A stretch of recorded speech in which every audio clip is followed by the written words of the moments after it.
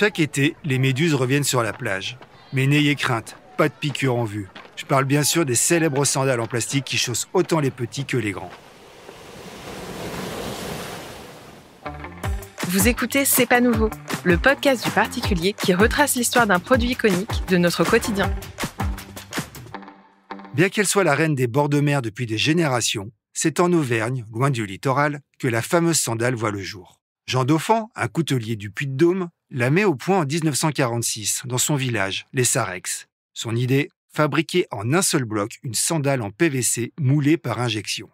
Une petite révolution pour l'époque. Cette technique offre le double avantage d'être peu coûteuse et particulièrement simple à mettre en œuvre. La sandale, immédiatement reconnaissable avec ses semelles à picots, son bout arrondi et ses brides tressées, trouve très vite son public. Il faut dire que le contexte est propice. Entre les congés payés et la création des comités d'entreprise, les Français sont de plus en plus nombreux à goûter aux joies des vacances. L'entreprise profite donc du développement du tourisme de masse, en plein essor durant les 30 Glorieuses. La sandale en plastique permet ainsi de chausser toute la famille sans se ruiner. Une véritable aubaine, d'autant qu'elle est pratique pour marcher des pieds dans l'eau comme pour crapahuter sur les rochers. Elle prend le nom de Sarésienne en 1962, mais se voit très vite affublée de nombreux surnoms, comme la nouille, le squelette et bien évidemment la méduse. Les tout premiers modèles sont en effet en plastique blanc transparent, de quoi rappeler l'aspect gélatineux de l'animal. Les années 80 signent à la fois l'apogée et la chute de la marque. De nombreuses copies venant d'Asie inondent le marché. Le coût porté par cette concurrence est fatal. La sandale avait pourtant fait une entrée remarquée à Hollywood au pied du mythique Jude, le personnage principal du film The Big Lebowski des frères Cohen.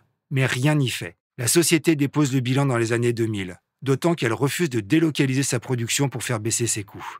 En 2003, l'entreprise familiale Humo Beaupréau, fabricant de chaussures depuis 1905, rachète les moules et les machines servant à fabriquer la méduse. Elle s'empresse surtout de déposer la marque pour lutter plus efficacement contre les contrefaçons.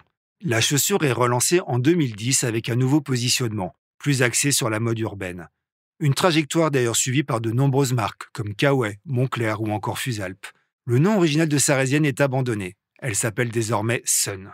Si une partie de la production reste en France, l'autre cette fois est réalisée au Maroc. Le choix des matériaux a également été revu et l'ensemble des produits Méduse sont fabriqués à partir de plastique 100% recyclable. Aujourd'hui, Méduse n'est plus une simple sandale, c'est devenu une marque de chaussures à part entière qui fabrique près d'une 50aine de modèles différents déclinés dans de très nombreux coloris. Si le PVC reste le matériau phare, le cuir prend de plus en plus de place au fil des collections. Merci d'avoir écouté C'est pas nouveau, un podcast animé par Benoît Henry, journaliste au particulier. Vous pouvez retrouver l'ensemble des épisodes sur Figaro Radio et sur toutes les plateformes d'écoute.